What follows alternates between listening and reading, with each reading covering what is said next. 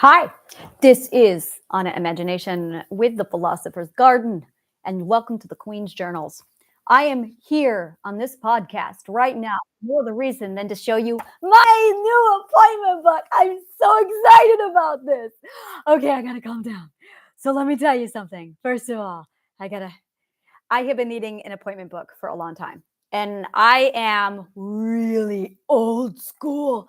This is a pen. This is paper.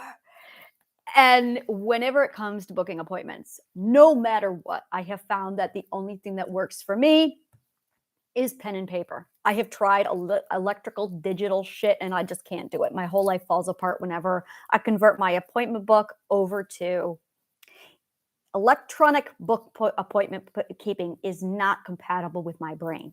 I've accepted my limitations. This is my limitation and I love it. So I'm huge on what one looks right for me. So I'm all over the place. I'm sitting here on Amazon shopping some magnificent things. And I'm just like, and honestly, I had the same one for 2 years. I literally had one. I loved this thing and I used it for a year. And then the next year I went back on Amazon and I bought the exact same one for the next year. And then, well, my life literally went to shit. Actually, you know what? COVID happened. That's what happened. I bought one in 2020. I think it was the third year. And then COVID happened. And I did what everyone did in 2020 with their appointment book, where we all went, well, why did I buy one? So I have been struggling to find one that's compatible with me ever since. And I realized that this is what I've been using. And it's just not, you cannot network and do that. So this is what I have. This is amazing. So I got this thing here that says Anna's Fancy Appointments. And I got my business card. This is my business card. I love my business card. And then I've got if found, please return to. And then in the inside, I've got my back of my business card with a QR code. That way people can just scan and go. And then I have this is what we're talking primitive. And I got my weeks here. And I'm just like, I'm loving this. And this is the best part. When I have an appointment that's really important, I highlight it in crayon. So the 5-year-old in me is just going, this is my appointment book. It's fun.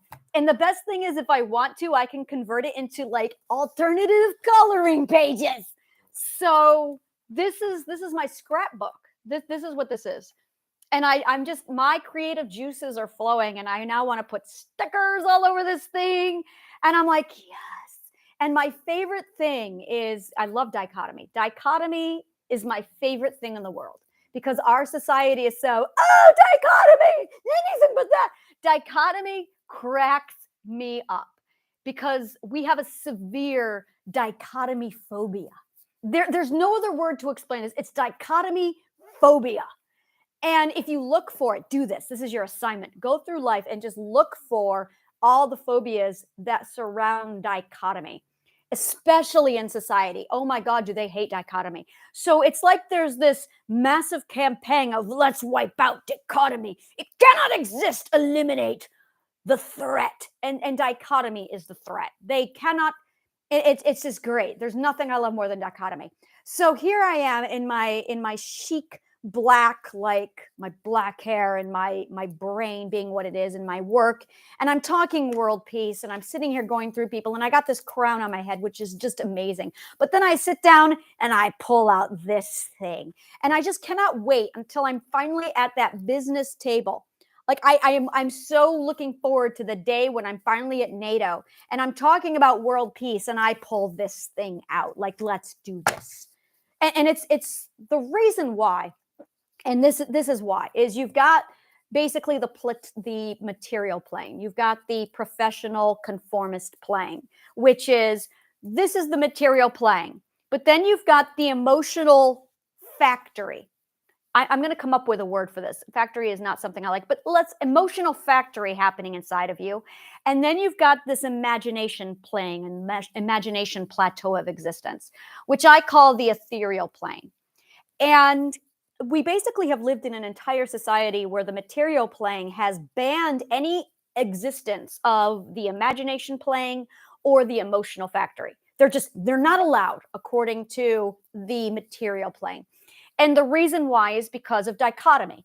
It doesn't make sense. Everyone has to be professional and everyone has to be, in a business attire, and there has to be a dress code. And it's because they cannot comprehend dichotomy. And I love it. It's for me, it's like we need to have a talk about how we address imagination. So, and it's in my brain, I see very much the balance of these three things. I see the balance of the material plane with the more than allowance, more than tolerance, but the full acceptance and celebration of the imagination playing, balanced beautifully by your emotional factory. And when you have these three pieces together, now you have balanced life. But there is this massive anti let's destroy the imagination world happening. So I am the official ambassador of imagination world. That is what I am. I am the ambassador of imagination. I'm going to write that down. I am imagination ambassador. And I speak for all imaginations everywhere. That is truly what my work is. We need to become aware of imagination's world. We need to become aware of this abstract world. And really, if you want to get into the science, it's the abstract world. And there's people, magical people, or anyone who basically is an empath, who is an HSP. They are creatives, nerds, anyone who is artistically inclined or have creativity. These are the people who are mostly abused by conformists, is because they are basically abused for their art. They're abused for their imagination, for their abstract. And when you have people like that, they're basically cast away and they're thrown out. And the people who I'm pulling into my circle, the people who I attract in my network, are basically people who are from the imagination world, who relate more to the imagination realm than they do to the material plane. They are more tuned into the abstract world than they are the material plane. And they've been abused for this. So I am the ambassador of imagination land. And when you are the ambassador of imagination land, you can pull off shit like this. You can actually pull off any kind of shit you want. But I speak for imagination and the abstract. And it just feels really good. I am the ambassador of, I'm writing this down, the ambassador of the abstract. I am the ambassador of imagination. And it's very much because there is so much abuse that goes on that we don't take it seriously. Oh, it's imagination. That's the stuff of children. We shouldn't take it serious. Oh, yes, we should.